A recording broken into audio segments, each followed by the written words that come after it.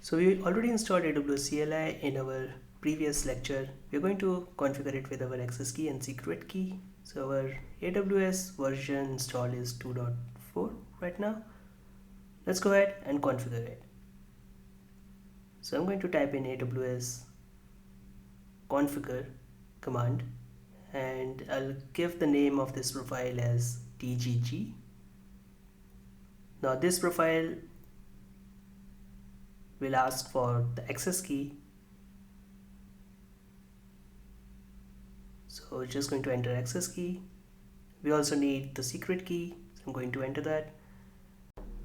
So if you remember, we are going to use US West 2 as our region where we are going to deploy our services. So I'm going to enter US West 2 as our region and leave the default format as JSON or empty. That's it, our AWS CLI is configured. Let's go ahead and test our CLI by running few commands. Before we can run our CLI command, I'm going to export my AWS profile name as TGG in my environment so that I don't have to type it again and again.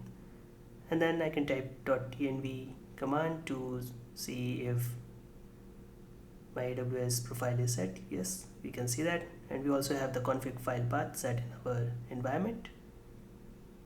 Now let's go back and test our AWS command.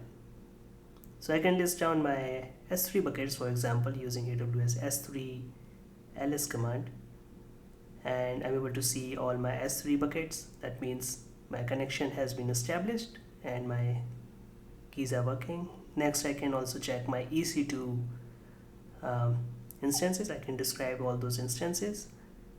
This is also working. So our environment or AWS CLI is set, and I will see you in the next lecture.